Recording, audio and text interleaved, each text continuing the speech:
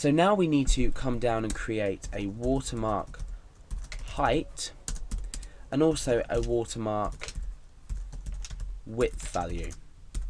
And we can easily do this using the image sx function. So it will type image sx, and here we just need to supply one argument, and that's just the image we've already loaded in. So we've got the watermark height, so the image watermark height, using this function and just supplying the already opened image. So we'll do exactly the same thing for the width as well.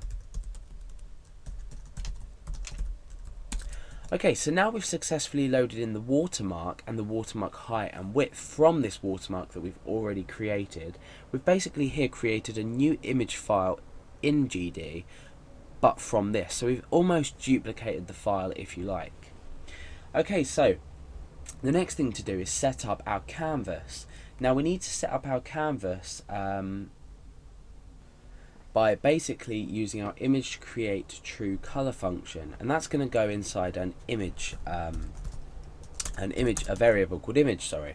So the function we need to use is image create true color, and we need to supply this with two values, and that is going to be watermark height.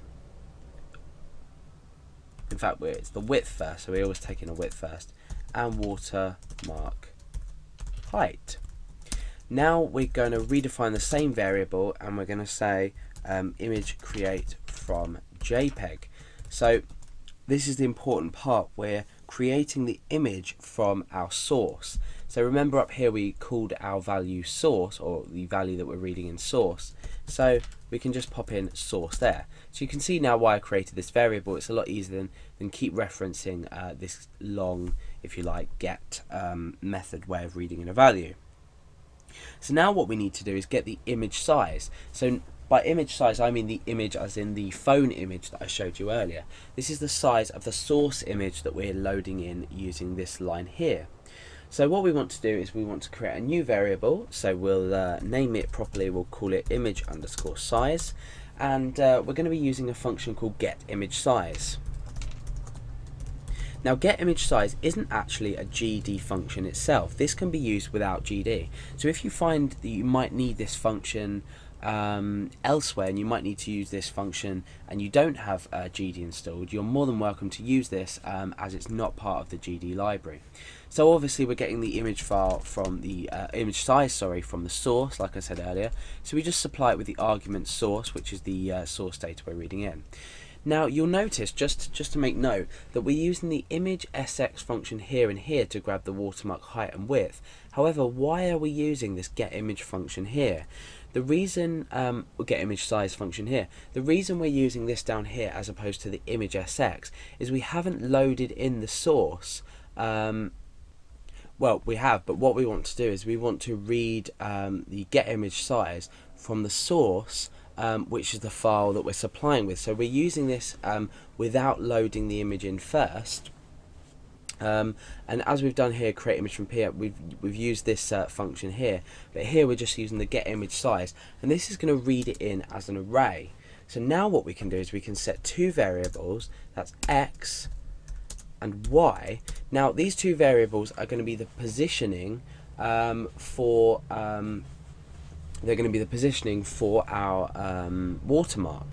Now remember I said that we're going to have it 10 pixels from the bottom and 10 pixels from the side.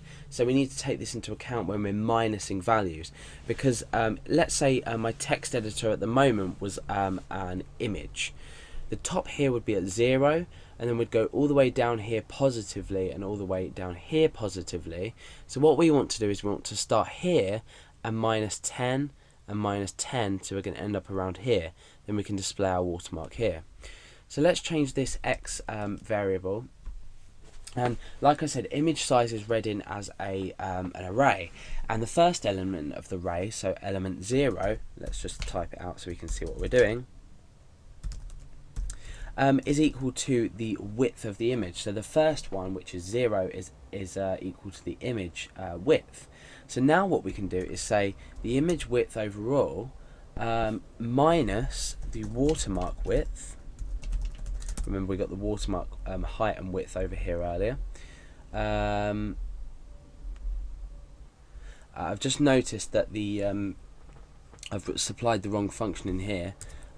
Image sy is for height, and image sx is for the width. So let's just change these around so they're in order as we're supplying them. So yeah, sorry about that. If you go back, if you're following this tutorial as it is, we've got image sx and y. So we've got x and y for the width and the height. So the watermark width is now going to be -10, because like I said, I want it 10 pixels away width-wise.